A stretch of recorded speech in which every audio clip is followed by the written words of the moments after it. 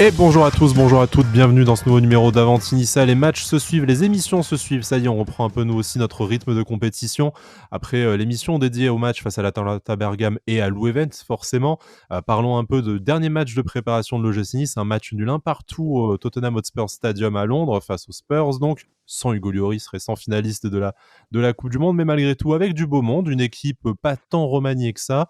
L'OGC Nice manquait aussi de quelques cadres pour des raisons de blessure. On peut penser à Mario Lemina, Andy Delors et Youssef Attal. Mais voilà, nous, ce qui va nous intéresser aujourd'hui, c'est pas tant de vous faire le résumé du match que vous avez peut-être vu ou pas, puisqu'il était en exclusivité sur la plateforme payante des Spurs, mais en tout cas, de voir ce qu'on peut retenir comme enseignement de cette rencontre et aussi des précédentes, de cette préparation.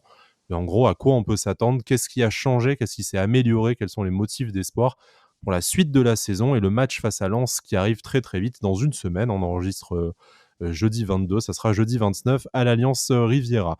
On fera peut-être aussi une petite page mercato en toute fin d'émission si on a le temps. Pas d'infos particulières à vous donner, mais voilà, on est déjà en très bonne compagnie pour parler de ça. Vous allez le voir dans quelques minutes. Et en plus, bon, il y a une ou deux rumeurs qui commencent à sortir. Et puis, bon, c'est l'occasion de savoir ce qu'on attend de ce mercato qui est imminent maintenant, une dizaine de jours avant son ouverture. Et il faudra que le l'OGC Nice frappe fort et vite s'il veut espérer remettre sa deuxième partie de saison à l'endroit et aller tutoyer les places européennes. J'ai déjà beaucoup parlé, je vais accueillir mes acolytes du soir. Tout d'abord, il y a Pancho. Salut Pancho, comment ça va? Salut Sky, salut à tous. Écoute, ça va très très bien. Très très hâte du retour de l'OGC Nice à la compétition et ravi d'être avec vous. Il nous fait l'amitié d'être avec nous également. Ça faisait longtemps. Il était venu pour parler de Lucien Favre au moment de son retour, hein. Ça fait déjà bientôt 6 mois. Bertigno, salut, comment tu vas? Salut, bah écoute, super et j'espère que vous aussi et content d'être de retour pour parler de l'OGC Nice après cette Coupe du Monde, voilà, se replonger dans notre bon quotidien. Bon, merci d'être avec nous. On fait appel à toi parce que les membres de notre communauté Twitter te connaissent notamment déjà pour tes talents de scouting. Et ça sera plutôt sur la partie mercato et notamment un trade sur les latéraux gauche que l'OGC Nice pourrait cibler en Europe, qu'on va évoquer avec toi et qu'on peut retrouver de façon plus complète sur ton compte Twitter, mais aussi tes analyses tactiques. Et voilà, c'est un peu le cœur de l'émission. Je me suis dit, autant faire appel à quelqu'un que ça passionne et qui a l'habitude de nous régaler avec ses analyses pour parler de ça. Alors, on va se concentrer peut-être en tout premier lieu sur la rencontre face à Tottenham en elle-même, pas une analyse poussée non plus, mais si on s'en tient à la fois au comportement des joueurs et aux résultats, encore une fois, hein, un but partout, par rapport aux 3-0 subis à la maison quelques jours plus tôt face à l'Atalanta Bergame, déjà on est un peu plus rassuré sur ce qu'on a vu, on tremble un peu moins des genoux à l'idée d'accueillir Lens, même si voilà, c'est la vérité d'un match amical, c'est pas une vérité absolue, mais c'était déjà une prestation plus cohérente et plus digeste de nos aiglons. Ouais, complètement. Sans rentrer effectivement dans le détail des absents, du dispositif, on va dire que la prestation globale, hormis les 20-25 premières minutes où on prend un peu l'eau, où on subit l'ouverture du score, aussi, voilà, ce qui m'a rassuré surtout, c'est on va dire l'intensité physique qu'on a produite durant toute la rencontre. Alors certes, Tottenham n'était pas au complet aussi, il y avait quand même, je pense, des joueurs titulaires, hein, Sanchez, Bissouma, Kulusevski, tous ces joueurs-là, ça joue régulièrement en Angleterre. Maintenant, voilà, assez rassuré par rapport à ça, surtout par rapport à l'intensité physique. Physiquement, on est prêt. Après, voilà, il y a encore d'autres points à améliorer, surtout offensivement, mais on pourra, je pense, revenir dessus un peu plus tard. Ouais, je rejoins ce que tu dis, Pancho, hein, c'était un vrai bon test ce match-là, surtout au niveau physique. C'est vrai qu'on a bien tenu le choc à ce niveau-là, puis on voit que Lucien Favre commence à un petit peu tester au niveau du schéma tactique avec cette défense à 3. Donc voilà, on voit que dans sa tête, c'est pas encore figé, j'ai l'impression, et qu'il essaye un peu de voir les différentes options. Et puis avec le mercato qui arrive, ça peut encore évoluer. Mais voilà, c'est un test intéressant et on a vu pas que de mauvaises choses, des choses plutôt rassurantes. Et j'espère que on bonifiera ça contre Lens. Alors, il y a eu un peu moins de turnover, hein. Bien sûr, il y a des joueurs qu'on a davantage vus dans cette préparation parce que les titulaires habituels pouvaient être blessés. Mais globalement, entre le début où il y avait quasiment une équipe entière qui changeait à la mi-temps et la fin, il y a quand même une certaine hiérarchie qui petit à petit s'est dégagée. On va voir ensemble s'il y a des joueurs qui ont pu tirer leur épingle du jeu ou pas, mais on sent en tout cas que Lucien Favre, peut-être à défaut d'avancer totalement dans l'efficacité offensive, avance un peu déjà dans ses idées de jeu. Alors, on parlait du retour de la défense à 3 qui avait été un peu testé précédemment, mais qui là, avec l'introduction de Pablo Rosario, qui au final confirme que cette saison, c'est peut-être le meilleur poste auquel on le verra, c'est la défense centrale. Ça a libéré peut-être une place au milieu de terrain aussi à la faveur de la blessure de Mario Lemina. Si vous deviez retenir quelque chose déjà de cette préparation, alors pas tant au niveau tactique, on y viendra juste après, mais au niveau des joueurs qui ont pu peut-être tirer leur épingle du jeu. Moi, par exemple, spontanément, par rapport au match d'hier, du coup, je vous dirais que Hicham Boudaoui, qu'on avait commencé à voir un peu plus lors des dernières semaines de compétition, mais beaucoup à droite, et ben là, on a pu le voir plus souvent au cœur du jeu. Et au final, moi, je pense qu'il commence à s'imposer comme un candidat vraiment crédible pour cet entrejeu, notamment en l'absence de Mario Limina. Et en plus de ça, j'ai même l'impression qu'il est encore repassé devant Alexis Beka dans la hiérarchie. Je ne sais pas ce que vous en pensez, mais c'est pour moi une des satisfactions. Alors oui, Hichem Boudaoui, c'est toujours une satisfaction, vous me direz. Mais là, on a pu enfin le voir à son poste de formation et son poste historique. Moi, ça m'a vraiment fait plaisir. Ah ben, de toute manière, la place, il l'avait récupérée, on va dire, 1 mois avant la trêve, Coupe du monde, hein. Dès lors qu'il était de retour dans le 11 à 100 qu'il soit aligné, on va dire à 2 milieux de terrain, ou à 3 milieux de terrain. Quand il est à 100 de ses capacités, il a montré depuis le début de saison, pardon, que c'est un joueur qui est extrêmement régulier et qui fait beaucoup de choses. Hier, on l'a vu un cran plus bas, justement, venir récupérer les ballons au cœur du jeu, remonter la balle. On l'a vu aussi un peu plus tôt dans la saison sur un côté. On l'a vu également en préparation sur le côté gauche. Donc, justement, Favre, je pense, estime, ou du moins pense que les joueurs se développent aussi par leur polyvalence. On a vu aussi Mattia Vitti latéral gauche. On a vu Brian sur le côté droit. Alors bon, c'est peut-être par défaut aussi qu'il jouait sur le côté droit, mais je pense que ça fait partie aussi de leur développement. Mais pour revenir à Boudaoui, complètement d'accord avec toi. Hier soir, il a montré que c'était l'homme fort du milieu de terrain de l'OGC Nice, en l'absence de Mario Lemina. Thuram revient bien aussi, on en parlera sûrement. Mais oui, aucun doute sur le fait qu'à ce niveau-là, dans cette condition physique-là, Boudaoui, ça sort pas du 11 et Beka ou qui que ce soit, Hicham est titulaire. Oui, pas grand-chose à rajouter, hein. Clairement, Boudaoui, homme fort au milieu de terrain et qui, chaque début de saison, ne part pas comme titulaire indiscutable et qui petit à petit gagne sa place, et c'est encore le cas cette année. Et vraiment, ouais, très, très important pour l'équilibre de l'équipe. Et encore une fois, hier, il a été très bon contre Tottenham. J'ai bien aimé son placement, cette position qu'il avait sur le terrain. Donc vraiment, encore une satisfaction, mais on commence à s'y habituer de sa part. Et en plus, quand c'est lié avec un Kefren Turam retrouvé, ça fait encore plus de dégâts au milieu de terrain adverse. Donc une bonne chose que ces deux-là soient de retour à leur meilleur niveau, ou en tout cas qui montent en puissance. Je te propose de garder la main, Bertigno, parce que tu évoques Kefren Turam. C'est vrai que c'est une des autres satisfactions de cette trêve internationale, en tout cas de cette préparation exceptionnelle de l'OGC Nice en cours de saison. Ça a été extrêmement compliqué pour lui en début de saison, et pas seulement parce qu'on avait des attentes extrêmement élevées autour de lui suite à ses excellentes précédentes saisons à l'OGC Nice, celle-ci devant être celle de la confirmation. C'est vrai que individuellement, c'était vraiment délicat, beaucoup de déchets, vraiment beaucoup de peine à peser sur le jeu niçois, si tant est qu'il y en avait un aussi, hein, était peut-être pas forcément aidé par ses coéquipiers, mais voilà, individuellement, c'était même encore un cran en dessous. Là, on l'a trouvé vraiment à l'aise. Moi, je me souviens, pendant le stage à Marbella, de pas mal d'échanges de double 1-2 avec Nicolas Pepe. Enfin, voilà, davantage de vérité offensive. Après, il y a eu des petites phases de dribble, notamment face à Rirona, il me semble, où il se défait de 5 ou 6 adversaires ça fera le bonheur du Zap Gym. Mais selon toi, Bertino, à quoi est-ce qu'on peut attribuer cet apparent, en tout cas, regain de forme de Khéphren Thuram? Est-ce que c'est peut-être il a digéré un début de saison compliqué individuellement et collectivement? Est-ce que physiquement ça pêchait et du coup il a eu le temps de faire cette nouvelle préparation, ça va mieux?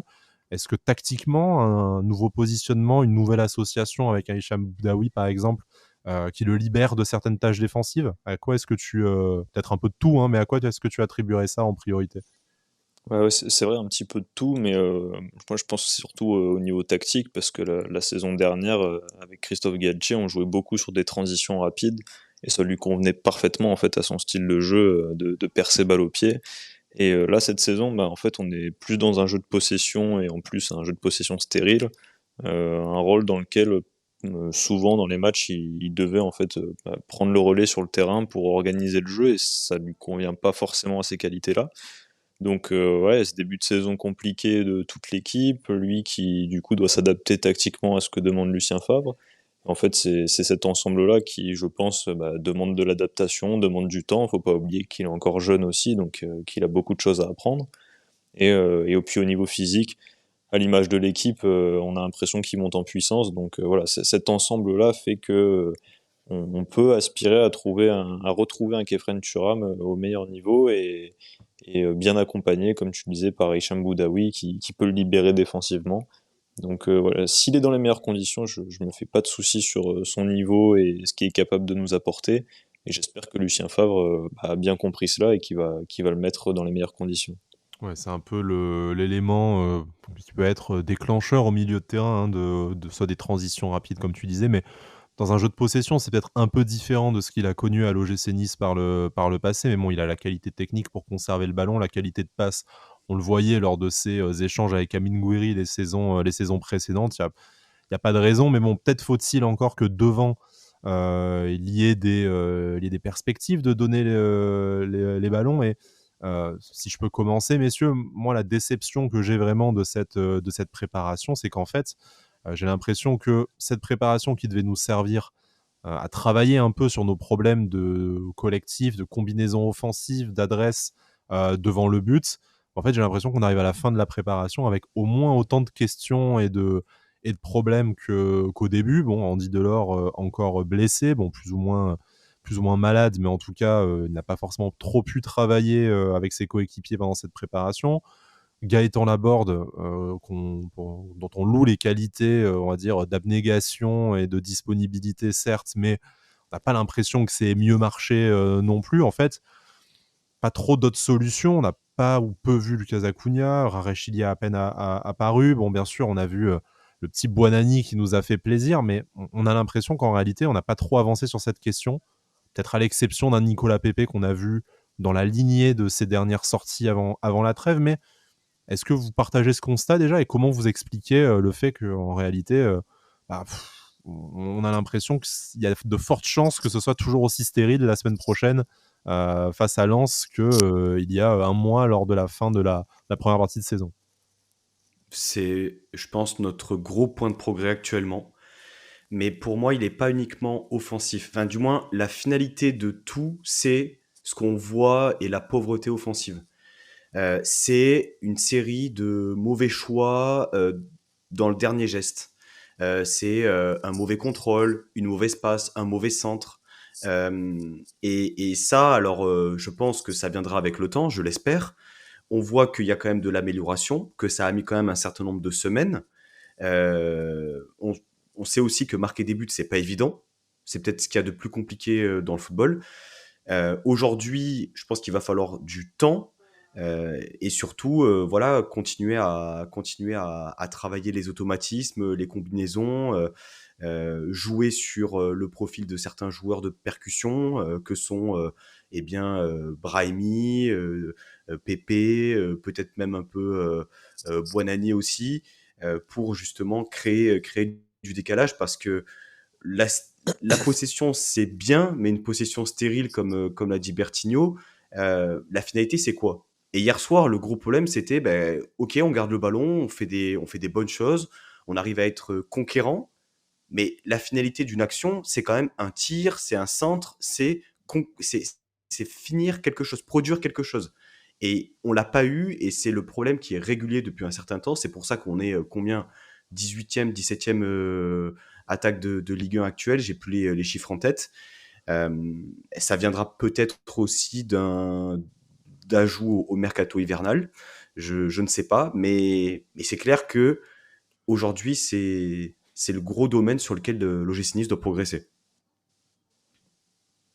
Ouais, bah, c'est très clair. C'est au-delà du niveau propre des joueurs. C'est vrai qu'on a des joueurs quand même assez jeunes, notamment sur les ailes. Je pense à Ilié qui vient de Roumanie, donc bon, et c'est quand même compliqué de s'adapter directement à la Ligue 1.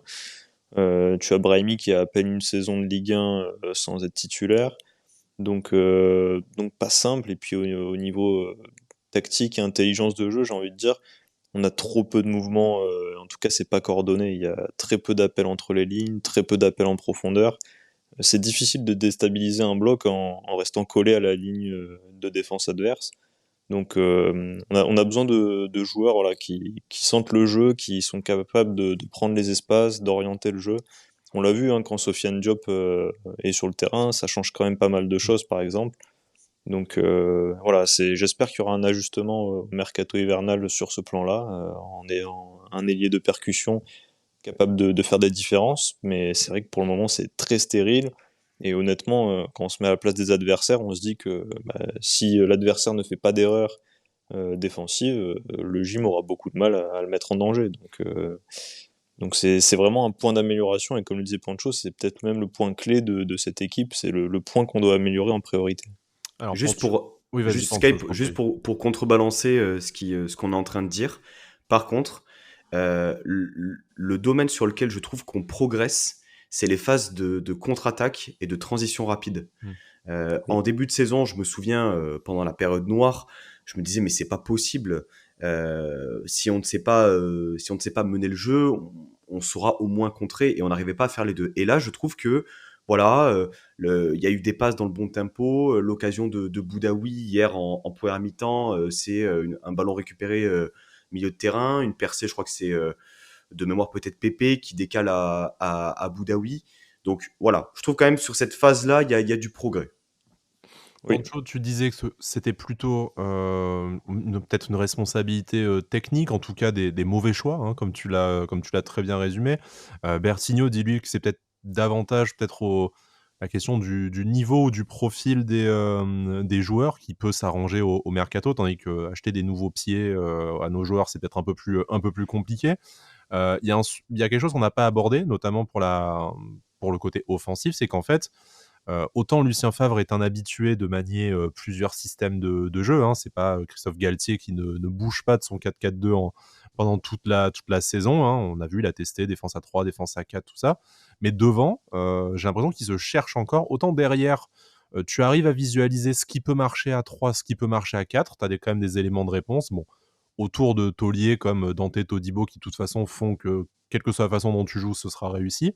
Mais devant, on l'a vu encore revenir à ce 4-4-2, essayer d'associer deux attaquants, mais en même temps, t'as pas Andy Delors qui risque d'être titulaire quand il revient, donc tu sais pas très bien ce que t'as essayé en réalité, ce que tu vas pouvoir reproduire. Il a un peu essayé du 4-3-3, mais il manque cet ailier de percussion dont il voulait l'été dernier et qu'il veut encore au mercato d'hiver. Donc en fait, moi je me pose vraiment la question, c'est aujourd'hui, entre les errements du début de saison et tous les essais qu'on a pu avoir dans cette préparation sans qu'il y ait vraiment de réponse, à titre personnel, je ne saurais pas quelle animation offensive proposer la semaine prochaine face à Lens. En fait, les joueurs, oui, t'en as certains joueurs qui sont un peu plus en réussite. Je pense à Nicolas Pepe, d'autres comme Gaëtan Laborde qui ont un statut supérieur à des jeunes joueurs. Mais en fait, en réalité, moi, j'aurais même envie de dire, quitte à ce qu'il y ait des joueurs qui soient sur le terrain et qui aient peu de chances de marquer,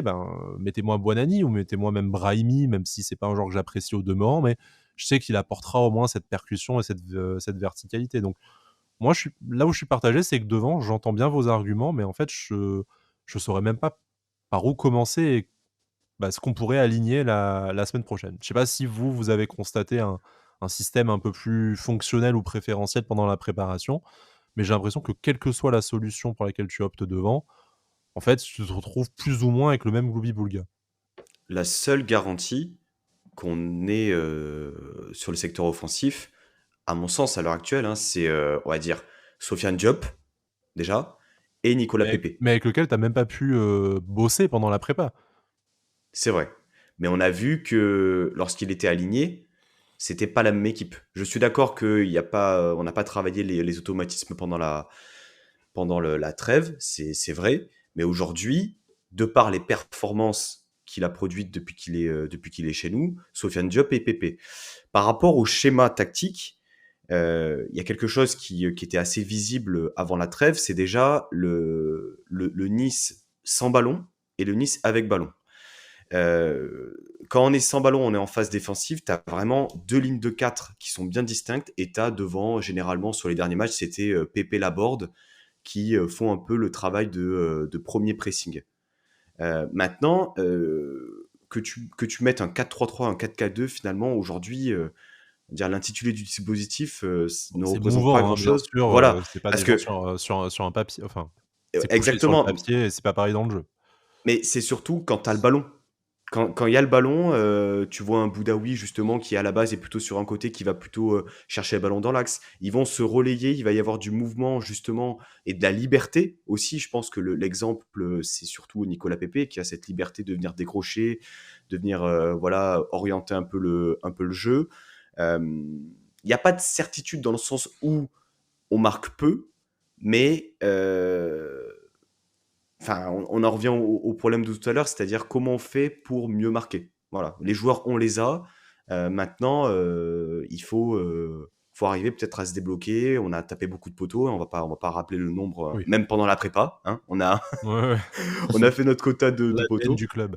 Ouais, mais voilà, dispositif, les joueurs sont là.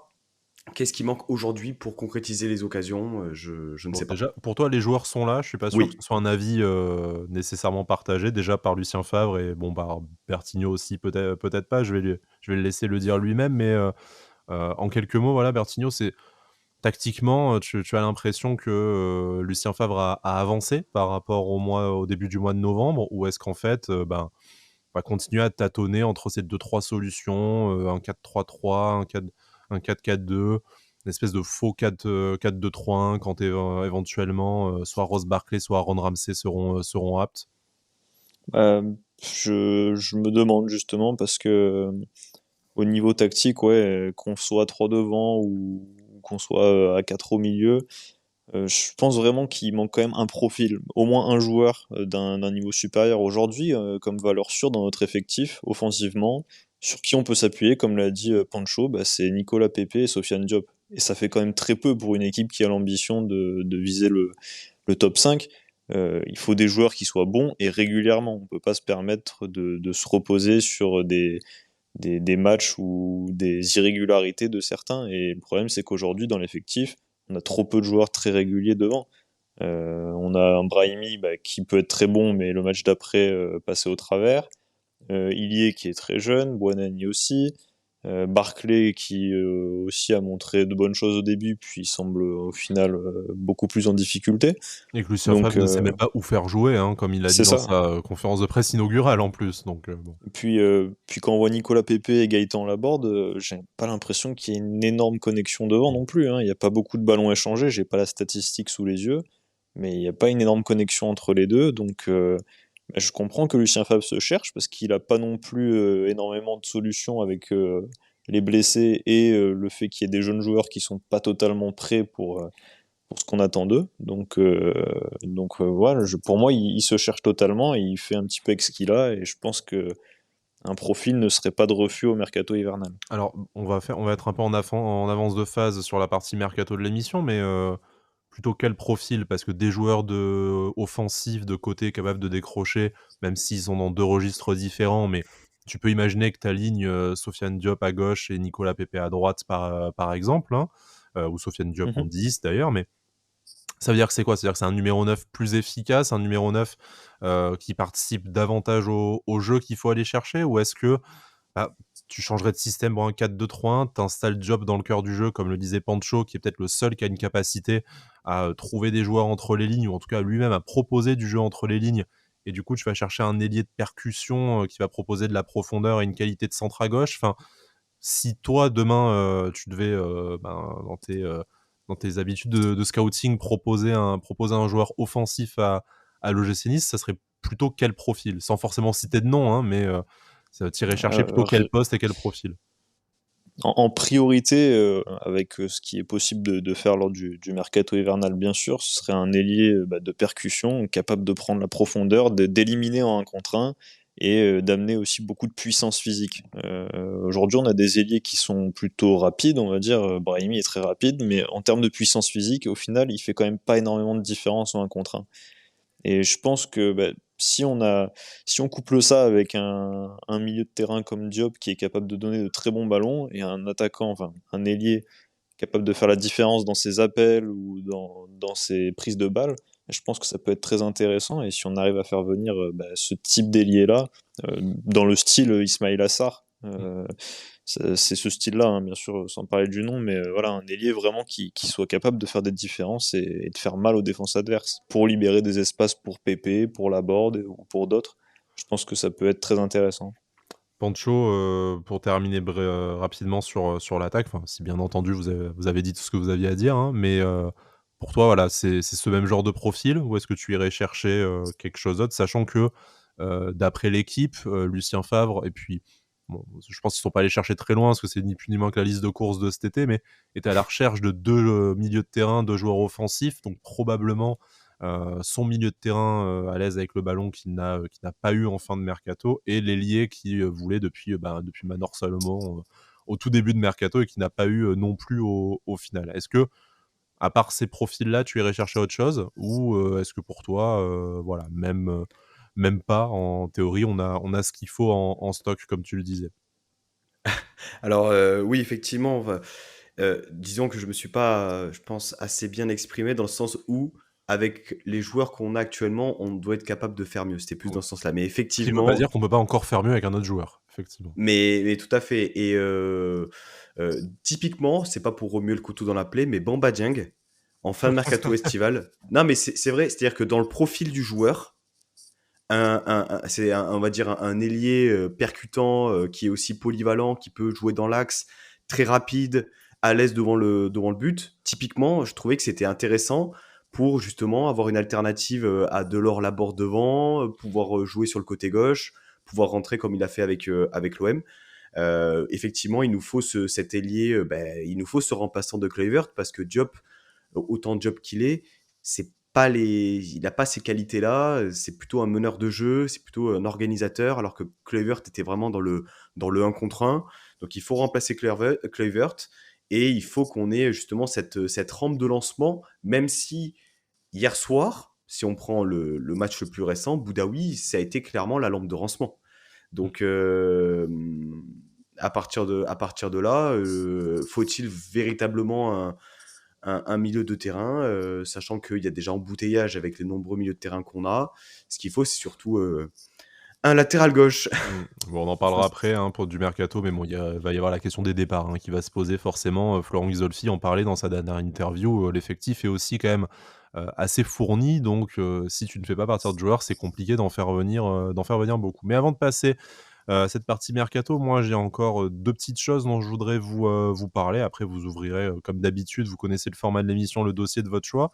Il y a quand même un joueur, et surtout hier, qui a cristallisé un peu toutes les attentions, qui a été décisif dans les 2 surfaces. C'est le petit Antoine Mendy, qu'on appelle de nos voeux depuis maintenant plusieurs semaines, voire plusieurs mois. Alors là, on l'a davantage vu dans cette préparation. Hier, parce qu'il y a eu la blessure de Youssef Attal, mais bon, il y avait aussi celle de Jordan Lotomba, puis la méforme du latéral suisse. Mais Antoine Mendy fautif sur le but, hein, qui malheureusement est pas mal placé, mais manque un peu son contrôle, se laisse faire passer la balle entre les jambes et du coup laisse l'attaquant de Tottenham derrière finir le travail. Mais à la fois sur le corner, bien la réception d'un ballon qui tombe de la tête de Dante pour conclure dans le but vide. Alors bon, des qualités, des défauts, c'est un jeune joueur, ça pourrait être perfectible. Mais aujourd'hui, à ce poste de latéral droit où on a encore perdu Youssef Attal pour 1 mois et où Jordan Lotomba est encore, si je me souviens bien, assez incertain physiquement et de toute façon incertain sportivement dans la hiérarchie, susceptible de jouer à gauche également, Jordan Lotomba pour dépanner. Est-ce que Antoine Mendy, c'est un vrai candidat à droite? Est-ce que Lucien Favre va lui faire confiance? Est-ce qu'on l'a vu tester un peu Joe Bryan, tester un peu Alexis Beka à droite? Est-ce que ça serait pas un signe qu'il n'est pas prêt à le lancer comme titulaire? Voilà. Comment est-ce que vous interprétez, au-delà même d'hier soir, qui est peut-être symbolique de la performance d'Antoine Mendy, mais son apparition un peu tout en filigrane tout au long de la préparation? Vas-y, Bertillon. Non, Antoine Mendy, je pense qu'il est plein de qualités, mais c'est vrai qu'il est encore très très jeune. Il fait ses débuts dans le monde professionnel cette saison. Et comme tu disais, on a vu Lucien Favre essayer Bryan. Je pense qu'il est conscient des qualités que Mendy a, mais que voilà, est-ce qu'il est déjà prêt mentalement et physiquement à rentrer directement en Ligue 1, sachant qu'on va quand même jouer Lens et Rennes et que ça va être des sacrés clients face à lui. Donc je pense qu'il teste un peu maintenant. Je pense qu'on n'a pas vraiment énormément d'autres solutions à ce poste-là. Comme tu disais, Lotomba, c'est peut-être l'option la plus fiable côté gauche. Donc Bryan qui ne réussit pas vraiment à gauche, je le vois mal réussir mieux à droite. Et puis c'est quand on voit ce qu'il est capable de faire au milieu par intermittence, j'ai un peu de mal à le voir à droite. Donc Sachant que c'est c'est son poste aussi de formation, hein, ça sort pas non plus de n'importe où. oui, non, Mais bon, effectivement. c'est pas irréfléchi, mais c'est peut-être pas là non plus où il est le plus à l'aise aujourd'hui.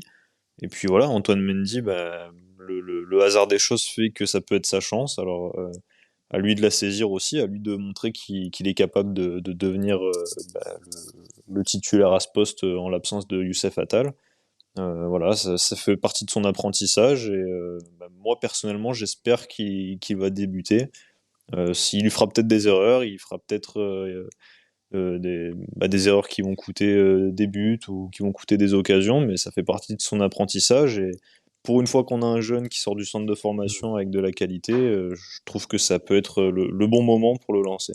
On ne peut pas se prétendre club formateur et club qui veut lancer des jeunes potentiels si en fait au final tu leur donnes pas leur chance. On se souvient que quand on lance Jordan Amavi, hein, il y a maintenant une dizaine d'années, il y a aussi des moments où il fait des erreurs, notamment pour la DER du Rail, mais c'est ce qui a permis à Jordan Amavi de devenir après un joueur confirmé de Ligue 1, puis international français dans un autre club. Mais voilà.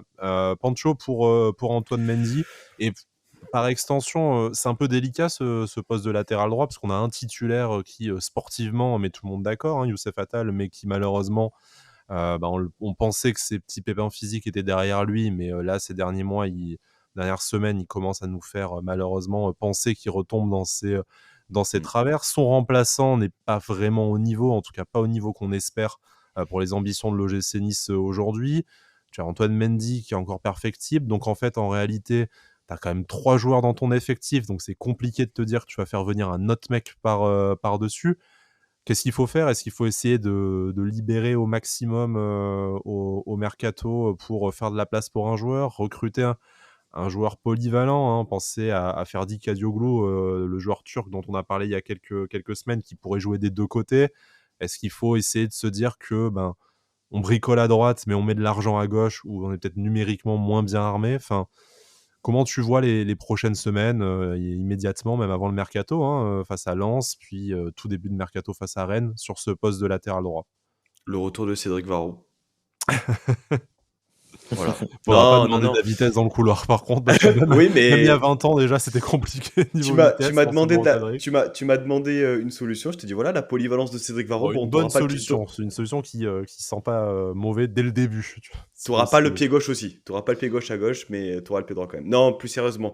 Là, clairement, si je dois faire un choix, aujourd'hui, on a vu que Lotomba était, enfin, de toute façon, je pense qu'on l'a constaté depuis un certain temps, c'était pas voilà, à la hauteur des ambitions de l'OGC Nice, c'est une évidence. On a même vu qu'il était plus à l'aise à gauche qu'à droite.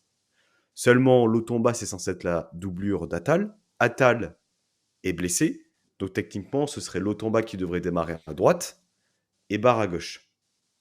Normalement, ça doit être ça, les titulaires contre Lens, on est d'accord. Maintenant, si justement Favre n'a pas confiance ni en Barre ni en Bryan, et qui perdure avec Lotomba à gauche et que la question se pose du latéral droit, aujourd'hui, malgré tout l'amour que je lui porte et toute la bienveillance que je peux avoir à son égard, je trouve ça risqué de démarrer par un Antoine Mendy à domicile contre le Racing Club de Lens. Et même dans une défense à 5 qui serait renforcée. Oui. Oui, pour moi, c'est pas une affaire de dispositif, c'est une affaire de momentum. Aujourd'hui, il a combien? Combien? 45 minutes de joueur professionnel, 45, allez, 60 minutes, si on met toutes ces entrées en jeu bout à bout, entre le match contre Oui, le tu peux le Partizan. titulariser face au Puy en Coupe de France sans manquer de respect au Puy, mais peut-être que lui demander de jouer 180 minutes de haut niveau face à Lens puis face à Rennes, c'est pas la Enfin, même exigence. alors, je comprends peut-être qu'il y en a beaucoup qui sont encore, et nous aussi, on est dans l'optique du mercato hivernal qui arrive dans 10 jours. Mais la semaine prochaine, on a Lens, Oui, puis et 4 jours après, on a Rennes. Enfin, je suis désolé, mais tu feras pas 2 latéraux. De toute façon, déjà, si t'en fais un, tu vois, moi, j'en suis au point où je me dis, si déjà on a un Ce latéral sera gauche bien. titulaire qui arrive, ce sera bien. Donc, tu vas mais pas faire un latéral droit non plus. Enfin, non, non, on n'y croit pas. je sais bien, mais aujourd'hui, il nous faut trouver une solution temporaire Mm. pour ces deux matchs. Parce qu'avant le 1er janvier, alors même si on fait venir quelqu'un au 1er janvier, il ne sera pas opérationnel Oui, contre contre Rennes. Rennes le 2. Oui. Ce que je veux dire par là, c'est qu'on a déjà des matchs très importants Mm. et qu'avant de penser est-ce qu'on va faire un latéral droit, est-ce qu'on va faire un latéral polyvalent, etc. Aujourd'hui, ben, moi je partirais plutôt sur un BK parce que certes, il n'a pas, on va dire, le profil type d'un latéral, il n'est pas très grand, il n'a pas un très très bon jeu de tête. Par contre, il a le coffre, il a la qualité technique, je pense qu'il a une bonne qualité de centre. Il sent le jeu parce que c'est un milieu de terrain de base. Mm. Maintenant, c'est évident que Attal, on craignait cette situation-là. Elle est arrivée, on le savait, On n'est pas parce très que c'est surpris, hein, on n'est pas malheureusement. surpris. Mais aujourd'hui, oui, il faut éventuellement peut-être un latéral qui puisse dépanner sur les deux côtés, mais qui soit performant, quoi. Pas un Oui. mec à Pas, relancer, pas Jordan Lotomba qui est modérément performant des deux côtés, quoi. un Ricardo Pereira, quoi. Ouais, un Ricardo Pereira. Ouh, vaste Une ambition. vraie plus-value, quoi. On espère, mais ça serait une vraie plus-value immédiatement, effectivement. Moi, je voudrais terminer. Après, je vous laisse la parole hein, s'il y a autre chose que vous avez trouvé digne d'intérêt pendant cette préparation. Mais en fait, on disait qu'en attaque, on n'a pas trop avancé. Ben, sur les latéraux, tu vois, tu disais là, il faut trouver une solution à court terme et temporaire. Ben, en fait, on aurait aimé que la solution, on puisse la trouver pendant ce mois de compétition. Bon, après, hein, les joueurs, on les connaît. Donc, de toute façon, à part espérer que Antoine Mendy endosse très rapidement le costume d'un titulaire ou en tout cas d'un joueur fiable pour la Ligue 1, il n'y a pas grand-chose à espérer, si ce n'est, encore une fois, du mercato. Dernière chose qu'on a pu voir un peu plus en détail, c'est le poste de gardien, avec la blessure longue durée de Marcin Bulka, qui revient petit à petit, mais qui sera probablement pas de retour à la compétition avant la première quinzaine de janvier au mieux. Déjà, on a pu voir Teddy Boulendi hein, en tout début de préparation, quand Kasper Schmeichel était à la Coupe du Monde. Donc, bon, moi, plutôt au demeurant agréablement surpris par Teddy Boulendi. Bon, même si, bon, entre la qualité des adversaires, le caractère amical du match, j'ai quand même bien du mal à me faire un avis définitif sur ce joueur. Mais je pense que si demain, on est obligé de l'aligner en Ligue 1, bah, peut-être que je tremblerai pas tant que ça. Et c'est déjà un signe positif, un premier en tout cas. Mais c'est surtout Kasper Schmeichel qui a pu enchaîner les matchs dans la lignée d'un mieux, on va dire, ou d'un moins pire avant l'arrêt de la compétition pour cause de Coupe du Monde. Ça a été peut-être un peu compliqué face à Bergame. Ça a été peut-être nettement mieux dans un jardin anglais qu'il connaît au Tottenham Hotspur Stadium. Euh, est-ce qu'on a toujours l'impression que notre gardien danois est sur une phase ascendante ou est-ce qu'en réalité, il a fait des matchs où il a été efficace sur sa ligne, il a fait d'autres matchs où il a jamais réussi à être décisif. Au final, ce qu'on voit depuis le début de la saison est probablement ce qu'on doit attendre jusqu'à la fin de la saison. Moi, je l'ai trouvé, on va dire, dans la continuité de ses dernières sorties avec l'OGC Nice. C'est bien qu'il ait fait ces deux derniers matchs là pendant la préparation. Pas grand-chose à lui reprocher sur les buts qu'on prend. Voilà. Hier, il est sorti à deux trois reprises de sa surface de réparation. Ça m'a fait tout bizarre, mais il a bien fait. Mais voilà, aujourd'hui, il s'affirme comme un joueur régulier. comme un joueur sur lequel on peut s'appuyer, sur lequel on peut compter. Maintenant, si on veut faire une deuxième partie de saison, et créer une dynamique positive, ce sera avec un grand gardien. Voilà. Donc à Schmeichel de répondre présent, comme toute l'équipe. Ouais, tout à fait d'accord avec ce que tu dis, hein. Moi, je trouve qu'il a été plutôt correct dans ces amicaux-là.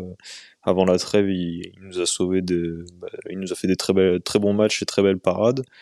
Donc, j'espère qu'il sera dans la continuité. Et c'est plutôt, enfin, on va vraiment espérer vu que Boulka est blessé pour le moment. Donc, on n'a pas trop d'autres options à court terme, mais voilà, j'espère qu'il fera la fin de saison à hauteur de ce qu'on attendait en tout début de saison. Bon, ni inquiet ni transcendé, on attend de voir en espérant que ça continue sur une dynamique positive comme on l'a vu encore une fois, hein, sur les dernières semaines de compétition. On n'a pas découvert non plus un nouveau Kasper Schmeichel, bon si ce n'est que maintenant il n'a plus de barbe, mais à part ça, voilà, rien de trop nouveau sous le soleil niçois.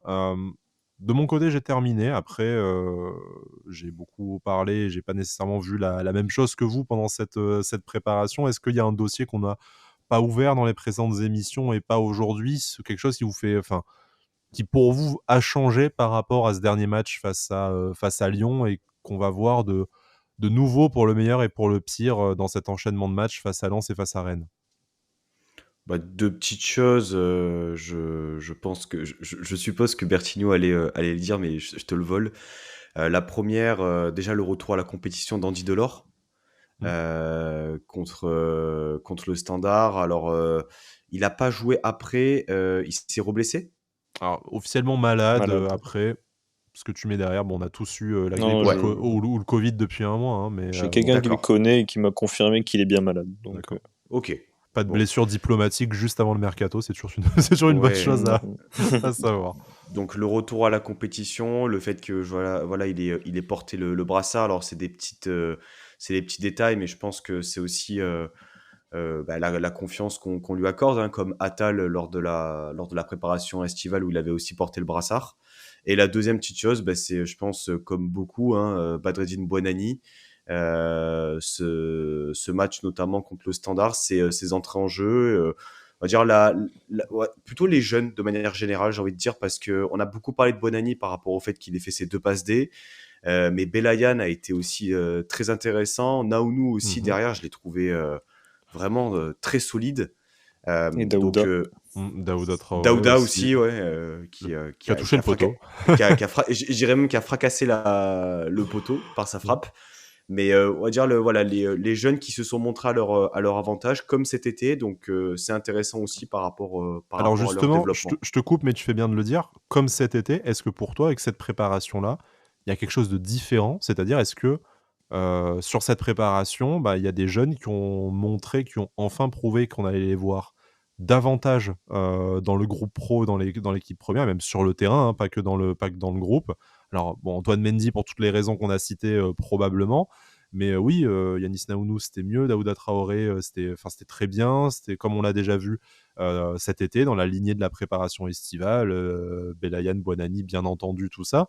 Mais est-ce qu'en fait, pour autant, tu penses, je te dis pas que ça serait ton souhait, hein, mais est-ce que tu penses que là, ils ont montré quelque chose, ou il y a quelque chose qui a changé dans la hiérarchie ou dans la tête de Lucien Favre qui nous fait dire risque de les voir plus souvent dans les prochaines semaines? Parce qu'en fait, moi, je pense qu'à l'exception peut-être de Buonanni, qu'on verrait de temps en temps rentrer en fin de match, et encore, est-il devant un Raré Chilier dans la hiérarchie, par exemple, ou devant un Bilal Brahimi qui gratte déjà un peu difficilement du temps de jeu? Je suis pas sûr. Moi, je pense que les autres, on les verra pas, sauf cataclysme. Donc, je suis très content d'avoir vu des jeunes Mm. comme on les voit tous les étés. Mais dans quelle mesure ça va impacter les prochaines semaines de la vie de l'OGC Nice? Là, personnellement, je suis un peu plus circonspect. C'est assez juste, surtout si on se base sur la feuille de match d'hier soir, hein, les joueurs qui ne sont pas rentrés, Buonanni, Belayan, Boulendi, Dacunia. Donc, alors il faut pas tirer des conclusions, mais effectivement, ils ont été intéressants comme cet été. Aujourd'hui, si tu fais rentrer un Naounou, c'est à la place de qui, concrètement? Tu as devant Todibo, Dante, Mendy, Rosario. Au milieu de terrain, pour Belayan, c'est pareil, il y a un embouteillage, même si j'aime beaucoup son profil. Buonanni peut avoir sa carte à jouer parce que il a un profil qui manque beaucoup à l'OGC Nice, profil voilà de percussion et voilà il ne réussit pas tout ce qu'il entreprend, mais par contre il tente énormément et il s'est avéré voilà décisif sur ses entrées. Donc pour répondre à ta question, pas grand chose. Hmm.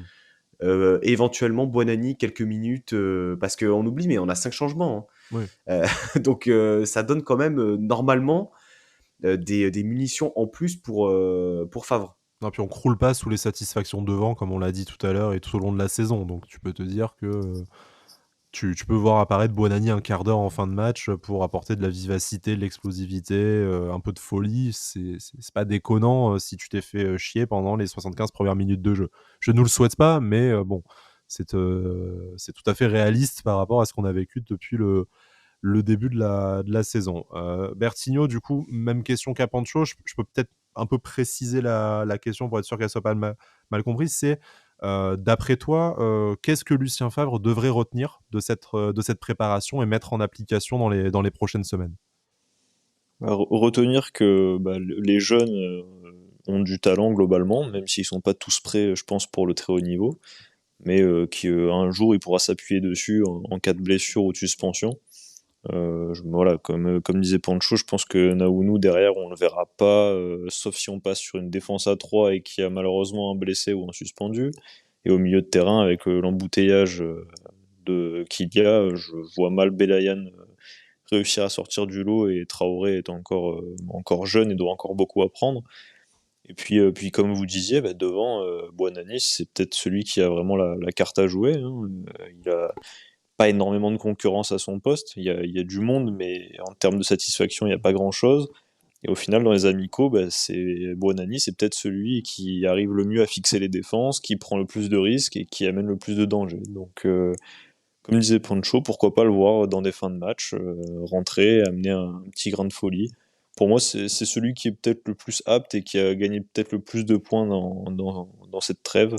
Donc on verra bien, ça va dépendre de beaucoup de choses, des blessés, des suspendus, des possibles arrivées au mercato, mais Faf sait qu'il pourra s'appuyer sur certains jeunes joueurs.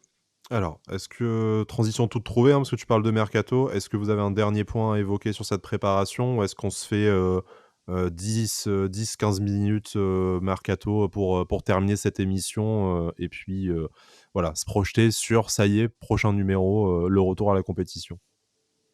Donc, moi, j'ai rien à rajouter de particulier. Parfait. Alors, Pancho, si tu le veux bien, passons au mercato. Alors, un mercato, comme on l'a dit, comme vous l'avez lu un peu partout, comme ça a été répété dans à peu près toutes les émissions possibles sur le GC Nice, tous les articles de presse que vous avez pu lire. De toute façon, la top priorité, elle est bien identifiée, c'est un latéral gauche. Lucien Favre, on le sait, voulait ce numéro 6 avec du ballon. Peut-être y a-t-il renoncer vu la satisfaction donnée par Mario Lemina depuis le début de la saison, mais en tout cas il veut ce milieu au cœur du jeu qu'il n'a jamais eu et pour lequel on lui a apporté finalement Ross Barkley, probablement un ailier de percussion qu'il n'a pas eu et puis dont l'OGC Nice a vraiment terriblement besoin, comme on l'a dit tout au long de cette émission et plutôt moins tout au long de la saison. Et puis comme vous l'avez constaté, si vous avez des yeux et que vous avez regardé un match de l'OGC Nice cette saison de toute façon, alors bon, je vous avoue, on s'attend pas forcément à ce que ces 3 joueurs arrivent. Ça serait compliqué, ce serait une grosse réussite. Encore faut-il qu'au-delà du nombre, ce soit 3 joueurs de qualité qui apportent une plus-value immédiate qui débarquent. On n'en est pas là. On n'a pas, en tout cas moi à titre personnel, j'ai pas spécialement d'infos à vous donner de noms particuliers. On sait juste que Florent Xolfi travaille d'arrache-pied pour cela. Mais messieurs, au-delà de ça, on va peut-être commencer par Bertigno, parce que la priorité, c'est le latéral gauche. Il a fait un trade là-dessus. Pour toi, est-ce que c'est possible d'aller chercher un latéral gauche qui va t'apporter tout de suite quelque chose, c'est-à-dire capacité de mettre Melvin Barr et Joe Bryan sur le banc pour de bon et pas installer une espèce de concurrence dans la médiocrité entre les deux ou les trois avec Jordan Lotomba comme on a pu la vivre ces derniers mois. Combien ça coûterait sur quel marché, même si on sait que tu as tes petites préférences, sur quel marché il faudra aller chercher ça, quel profil? Est-ce qu'on peut se permettre encore de taper dans un jeune ou est-ce que il faut essayer de viser un joueur expérimenté mais peut-être un peu moins talentueux avec moins de marge de progression? Enfin, quelle stratégie tu adopterais si tu étais aux commandes et que tu devais nous ramener dans les 2 semaines un nouveau latéral gauche? Déjà, je pense qu'il y a une question d'effectif aussi, parce que Joe Bryan est en prêt chez nous, rien ne nous interdit de mettre fin au prêt si cela ne nous convient pas. Et puis Melvin Barr, il a affiché aussi des limites, notamment techniquement. Et rien ne t'interdit non plus de le prêter à un autre club de Ligue 1 Il a une pour petite cote s'aguerrir. sur Et le mercato, même tu pourrais probablement récupérer ton investissement de départ, hein, si jamais tu voilà, décidais de ou une vente, vraiment hein. pas lui faire confiance pour l'avenir. Donc ça peut, voilà, il y a déjà cette question à se poser là. Qu'est-ce qu'on fait des actuels présents au poste? Et puis après, voilà, la question de la stratégie. Euh, je serais d'avis qu'il nous faut quelqu'un capable d'apporter directement au sein de l'effectif, qui soit jeune ou plus âgé, mais un joueur impactant et capable de nous amener vraiment cette qualité technique, ce soutien offensif qui nous manque cruellement à ce poste-là. Un peu d'expérience aussi, ça ferait pas de mal du tout à ce poste, l'expérience européenne. Donc la question c'est est-ce que ça va être compliqué? Oui, je pense que c'est de toute façon comme tous les mercatos d'hiver, c'est très compliqué de gérer des dossiers comme ça, mais c'est pas impossible. Il y a des possibilités pour le gym, pour Guizofi. Il y a de la ressource aussi. Le GC Nice a des moyens. Donc la concurrence sera là sur les dossiers étudiés. Et à nous de nous montrer convaincants et de faire le nécessaire pour voir arriver ce profil qu'on attend depuis maintenant peut-être même des années à ce poste. Depuis d'Albert bientôt, hein, sans manquer de respect à Hassan Kamara qui avait fait un intérim assez correct pendant quelques mois. En fait, t'as pas de véritable titulaire indiscutable depuis le départ du Brésilien à l'Inter en 2017. Et ça fait quand même ça Exactement. fait 5 ans et demi quand même déjà. Donc bon, il serait temps. Alors bon, l'idée c'est pas que tu nous déroules ton trade dans l'émission, hein, parce que bon, ça serait chiant pour toi comme pour les gens qui nous écouteraient, mais si tu avais Effectivement. si t'avais 2-3 joueurs pour nous donner plutôt envie d'aller lire ton trade complet, si tu avais 2-3 joueurs là à aller viser pour qui ce serait, on va dire, réaliste et réalisable, tout en sachant que bien sûr, ça serait compliqué et qu'on n'est pas dans Football Manager, mais voilà, deux, trois noms de profils que tu irais chercher. Bah, le premier, c'est celui qui est revenu cet été, Fabiano Parisi, qui joue à Empoli. Donc, on sait que Favre le voulait. On sait que de gros clubs italiens le voulaient aussi, d'ailleurs. Et donc, je pense que la fenêtre pourrait être ouverte au mercato d'hiver. Ça sera un investissement, à mon avis, en dessous de 12 millions d'euros, ce sera pas réalisable vu la concurrence et la période du transfert. Mais voilà, pour moi, c'est un profil qui nous ferait du bien. C'est un jeune qui a beaucoup de potentiel aussi, donc que tu peux développer et que tu peux valoriser. Et Néo-international pour... italien, hein, du coup, pendant Exactement, la donc trêve. il coche vraiment toutes les cases hein, de ce qu'on recherche à ce poste-là, et ça peut être une option très très intéressante pour nous. Maintenant, après, on verra ce qu'il en est. Et après, si je devais donner un deuxième nom, je pense que ce serait Gerardo Arteaga, qui joue à Genk, donc international mexicain. Et donc voilà, je suis pas mal la Belgique, ce qui m'a permis de le voir. Et c'est un profil qui me plaît bien aussi, hein. Beaucoup de rigueur défensive, n'hésite pas à se projeter, va chercher la projection, le soutien. Et une belle qualité de passe et de centre aussi. Donc ça peut être intéressant et à moindre coût aussi, moins médiatisé, moins connu. Donc pourquoi pas aller chercher un joueur un petit peu moins clinquant, on va dire, mais qui est capable de t'apporter des garanties à ce poste-là. On invite nos auditeurs et nos auditrices à aller lire hein, le trade de Bertino. De toute façon, vous tapez Bertino sur Twitter, vous le trouvez, je pense, Bertino06. Et puis, bon, vous me laissera peut-être, si j'y pense, un lien dans la description de cette émission sur les plateformes d'écoute et d'abonnement où vous retrouvez Avantinissa, bien entendu. Ta petite minute réclame, hein, je vous invite, si vous pouvez nous lâcher une bonne note, un abonnement, tout ça, voilà, j'en profite. Abonnez-vous à Bertigno aussi, naturellement, hein, mais ça, les deux sont gratuits, donc voilà, vous y trouverez que du bon contenu. En tout cas, du contenu Merci. fait avec un peu de, voilà, un maximum de sérieux et d'amour du gym, c'est bien l'essentiel. Pour en revenir du coup à ce mercato, donc bon, pas trop de pistes au milieu de terrain ni devant pour l'instant, donc bon, on attendra, on l'espère, les prochaines émissions pour décortiquer un peu les noms qui pourraient sortir. Plus étonnamment, c'est un gardien dont on a parlé aujourd'hui dans notre communauté, c'est The Sun qui parle d'Edouard Mendy, l'ancien gardien de Rennes, aujourd'hui à Chelsea, élu meilleur gardien UEFA et FIFA en 2021, un peu plus compliqué cette saison, mais bon, tout de même gardien de but international et à Chelsea, qui est dans des bisbilles de prolongation, parce que il a on lui propose la moitié du salaire de Kepa, qu'il avait quand même réussi à mettre sur le banc, donc il veut pas signer son contrat de 6 ans. Là-dessus, Nice, Monaco et Milan s'intéresseraient à sa situation. Alors, l'info sort de The Sun, on pense ce qu'on pense du tabloïd anglais, déjà pour commencer. Mais en plus de ça, il demande à Chelsea un salaire du coup équivalent à celui de Kepa, c'est-à-dire 200 000 livres par semaine. Je vous laisse faire la multiplication par 4,3 pour le salaire mensuel et la conversion livre sterling en euros. C'est des chiffres complètement ahurissants qui sont probablement, on va dire, 2 fois supérieurs ou 1 fois et demie supérieurs au plus gros salaire de l'OGC Nice aujourd'hui. Que ce soit financièrement ou sportivement, on a quand même du mal à imaginer ce qu'un Edouard Mendy viendrait foutre à l'OGC Nice. Alors, nous, on serait plutôt partants, hein, je pense, messieurs, mais c'est ni la priorité du club aujourd'hui, même si c'est un joueur très intéressant. Financièrement, je ne nous vois pas consentir un tel effort, et je vois pas le joueur s'intéresser à l'OGC Nice. Et puis, même si c'était dans l'hypothèse d'un prêt en attendant la prochaine saison, hypothèse à laquelle je ne crois pas du tout. Mais en plus de ça, je vois pas comment on ferait la place aujourd'hui avec Kasper Schmeichel qui est a priori plus trop sur le départ, et Marcin Bulka qui va revenir de blessure de manière imminente. Oui, je comprends pas trop cette rumeur. Alors je ne sais pas, j'ai pas trop suivi Chelsea, mais il est plus titulaire. J'ai l'impression Kepa est passé devant. Alors peut-être qu'il y a aussi, on va dire, cette frustration d'être relégué numéro 2 de Chelsea alors qu'il était numéro 1 il y a pas plus tard qu'un an.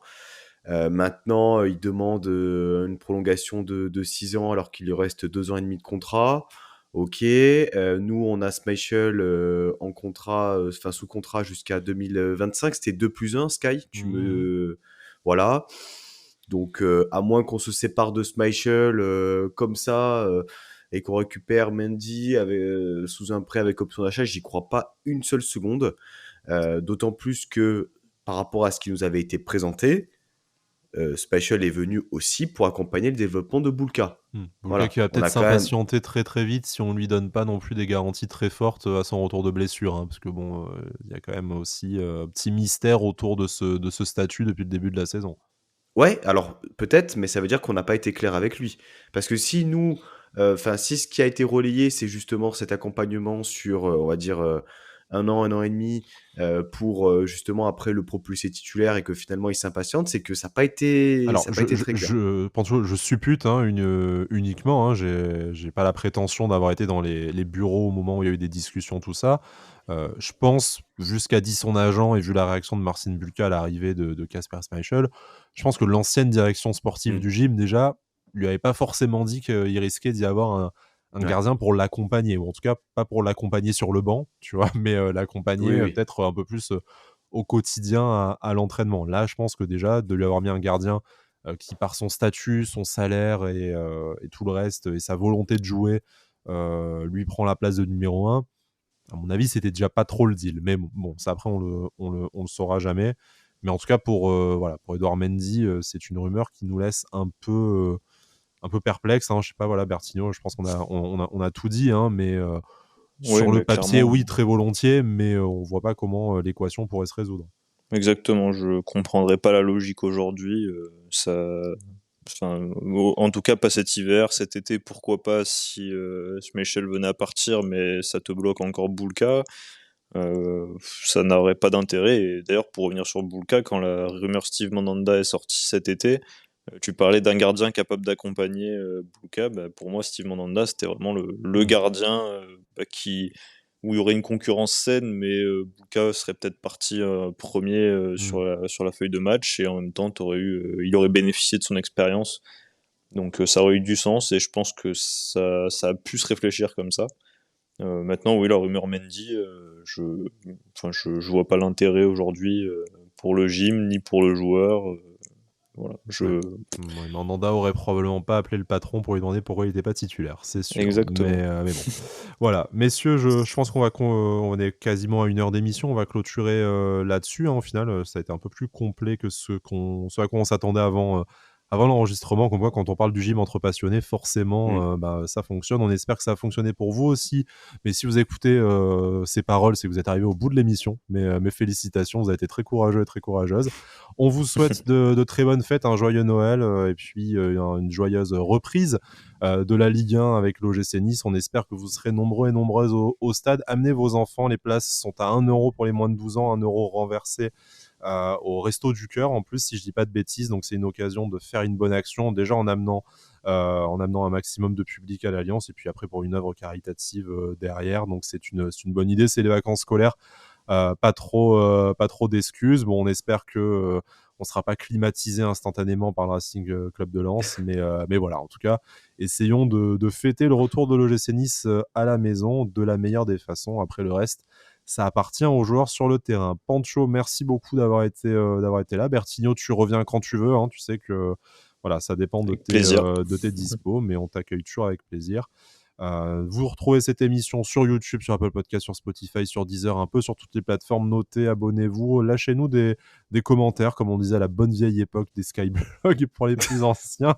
Mais non, voilà, en réalité, n'hésitez pas à interagir avec nous aussi sur le compte Twitter Avantinissa, sur le compte Instagram que Jérémy a repris également. Nous, ça nous donne un peu de force et puis on prend toute critique constructive aussi pour améliorer le contenu de l'émission. Normalement, l'année prochaine, civile, vous devriez avoir un peu plus de nouvelles voix et de turnover. En tout cas, j'ai bien pris note de tous ceux qui voulaient participer et du coup, voilà, je vais revenir vers eux prochainement.